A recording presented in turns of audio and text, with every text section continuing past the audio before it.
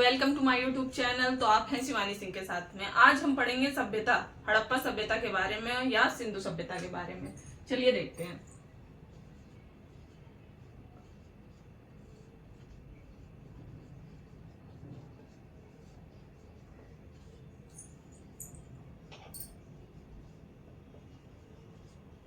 या सिंधु सभ्यता जो कि था 2500 से 1750 ईसा पूर्व।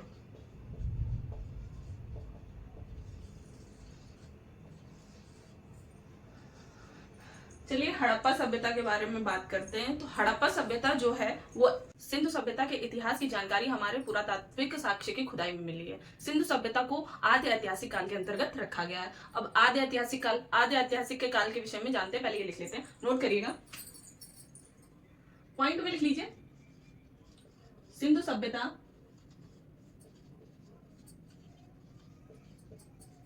के इतिहास की जानकारी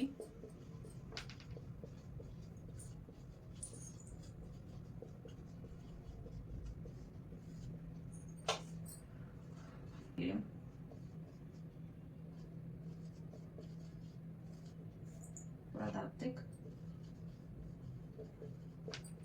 खुदाई में मिली। अब दूसरा पॉइंट यही लिख लीजिए, सिंधु सभ्यता को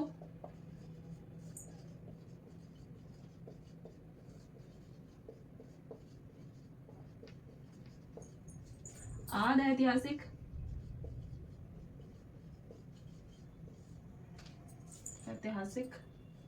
काल के अंतर्गत रखा गया।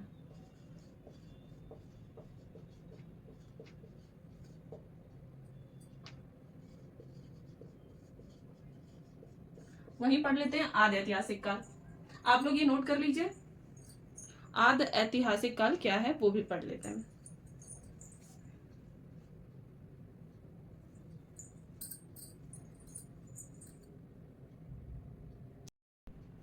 चलिए आगे देखते हैं। आदि ऐतिहासिक काल जानते हैं। आदि ऐतिहासिक काल क्या है?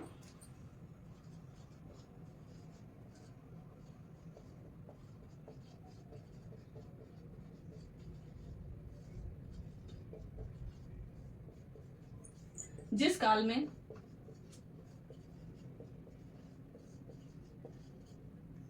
लोगों को लिपि का ज्ञान तो था,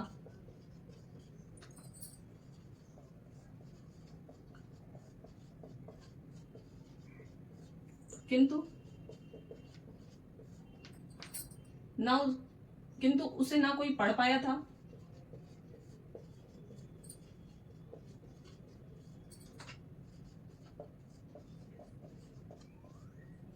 और ना ही कोई समझ पाया था। उसे ही आदि ऐतिहासिक काल कहते हैं। अब यहीं सिंधु सभ्यता को नगरीय और शहरी सभ्यता भी कहा गया है। यही पॉइंट बना के लिख लीजिए, सिंधु सभ्यता को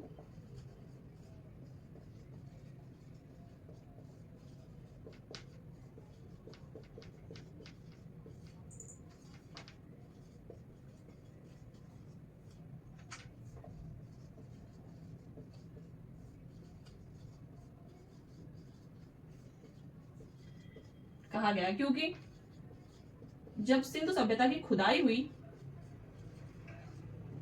जो खुदाई का समय था उसमें शहर के साक्ष्य मिले थे।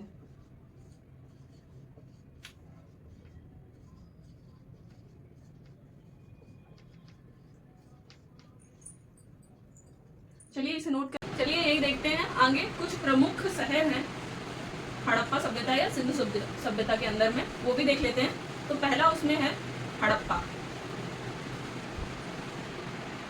हड़प्पा के बारे में जान लेते हैं।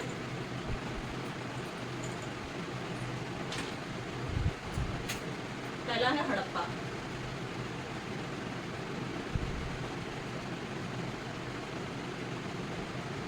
हड़प्पा वर्तमान में पाकिस्तान की रावी नदी के किनारे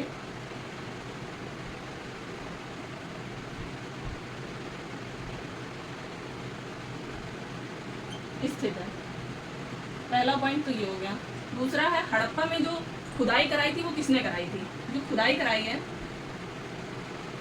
पहली बात तो वो खुदाई हुई 1921 ईस्वी में। दूसरा कराई किसने है? कराई है दयाराम साहनी ने। वहीं खुदाई में क्या मिला? खुदाई में अन्नागार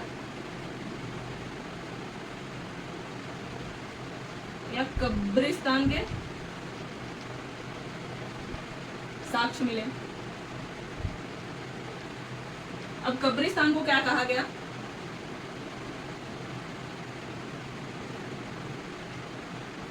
R37 के नाम से भी जाना जाता है कब्रिस्तान को। हड़प्पा के विषय में इतनी जानकारी है, नोट कर लीजिए। वहीं आगे पढ़ाते हैं मोहनजोदड़ो, जो कि इसका दूसरा है प्रमुख नगर, जो दूसरा है। चलिए आप ये करिए तब तक। चलिए दूसरा पढ़ते हैं। दूसरा जो नगर है, प्रसिद्ध नगर, वो है मोहनजोदड़ो। मोहनजोदड़ो के विषय में जानते हैं कि मोहनजोदड़ो जो है वो कहाँ स्थित है वर्तमान में, और इसकी खुदाई किसने कराई, खुदाई कब हुई, और खुदाई से क्या साक्ष्य मिलेगा।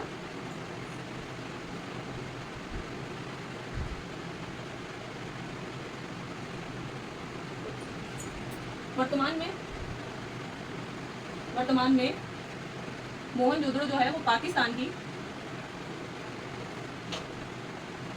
सिंध नदी के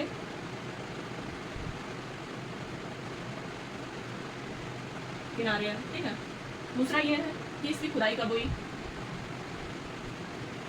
वहीं आपको मैंने हड़प्पा पढ़ाया था, उसमें 1921 में हुई थी। वहीं इसकी जो खुदाई थी 1922 में हुई थी। 1922 में इसकी खुदाई हुई थी। राखाल हास बनर्जी ने कराई थी। और खुदाई में क्या साक्ष्य मिले, वहीं देख लीजिए। साक्ष्य जो मिले थे वो विशाल स्नानागार मिला था। विशाल स्नानागार, शिव जी की विशाल प्रतिमा मिली थी।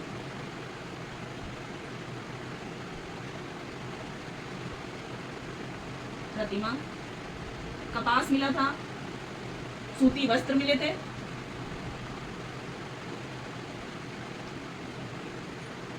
और मोहनजोदड़ो को पता है ये मृतकों का टीला भी कहा गया है। मृतकों और प्रेतों का टीला भी कहा गया है।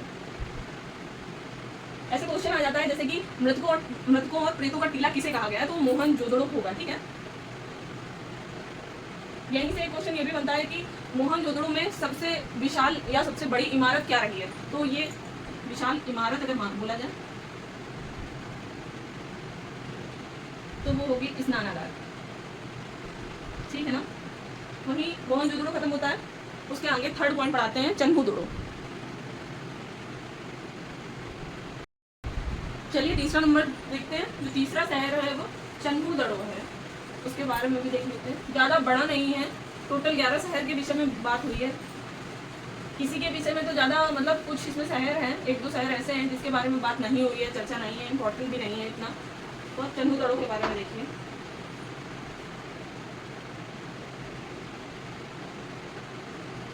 चन्हुदड़ो वर्तमान में पाकिस्तान की सिंध नदी के किनारे है।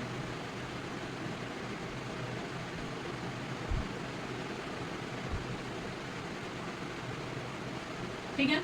अब इसकी जो खुदाई हुई थी वो कब हुई थी और किसने करवाई थी? 1931 में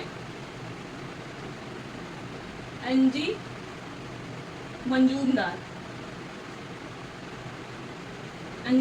जी ने कराई थी। इसमें जो साक्ष्य प्राप्त हुए थे वो लिपस्टिक,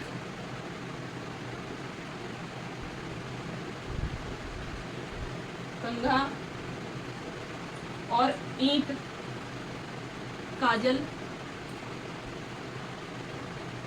के साक्ष्य मिले थे।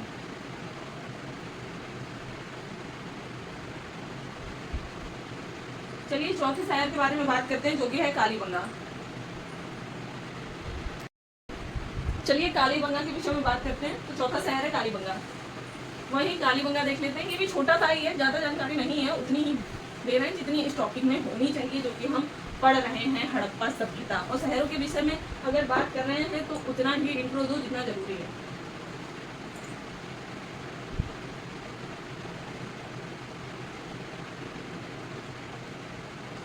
वर्तमान में राजस्थान के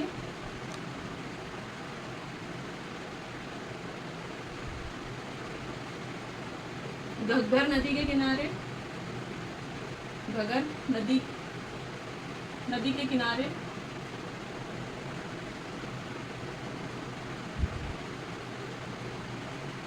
अब इसमें कालीबंगा में जो खुदाई हुई थी वो किसने कराई?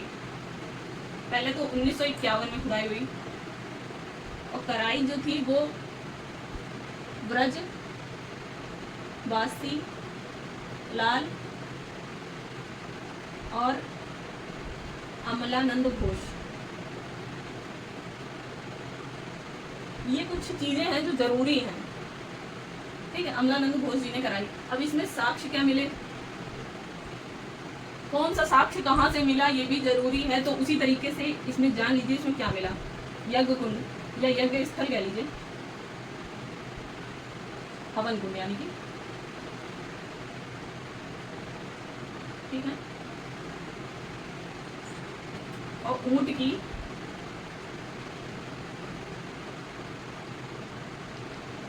हड्डियों के साक्ष्य मिले।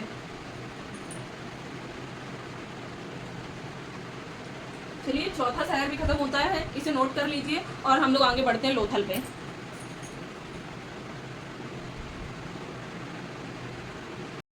चलिए पांचवें शहर की तरफ बढ़ते हैं जो कि है लोथल। लोथल कहाँ स्थित है? आप लोगों को तो पता ही होगा, ये तो गुजरात में है, बता ही दोगे।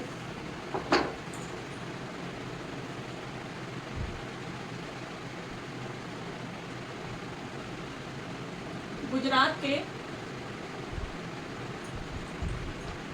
भोगवा नदी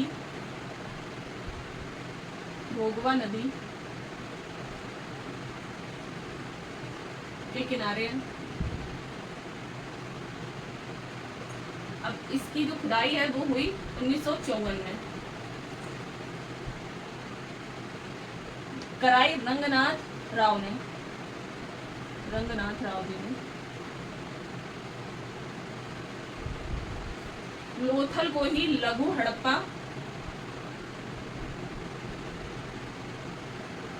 और लघु मोहनजोदड़ो कहा गया। इसको ही कहा गया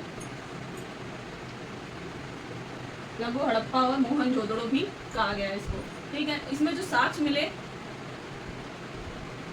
वो 3 युगल समाधियों के मिले।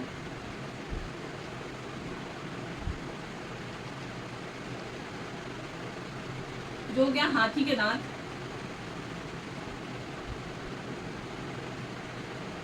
पत्तन और गोदीवाड़ा, जिसे बंदरगाह कहते हैं ना, बंदरगाह, और फारसी मुद्रा। हाँ फारसी मुद्रा लिख लीजिए, फारसी मुद्रा। ये 3 युगल समाधियां के साक्ष्य मिले थे यहाँ पे, ये नोट करिए। हम लोग छठे पे चलते हैं जो कि है बनवाली। चलिए तो बात करते हैं, हमारा छठा शहर जो है वो बनवाली।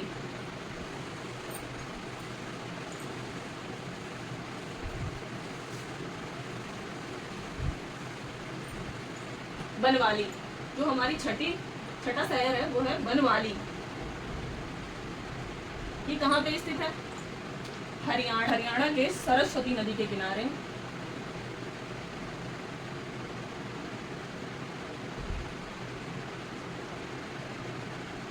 इसकी जो खुदाई है वो 1974 में हुई थी।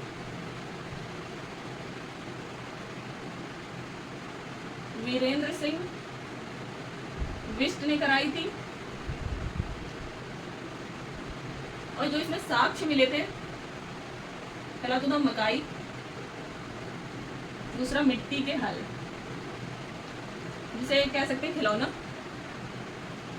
मिट्टी का हल, खिलौना। ठीक है, वहीं अगला जो शहर है वो है रोपड़, जो कि पंजाब के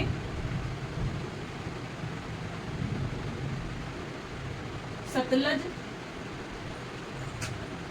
नदी के किनारे है।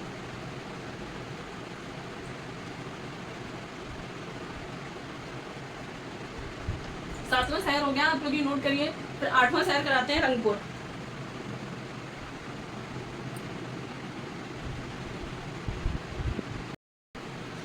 चलिए, आठवां शहर जो है वो रंगपुर,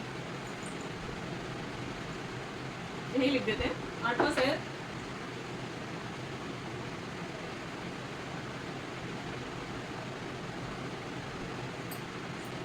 गुजरात के मादर या भादर नदी के किनारे है।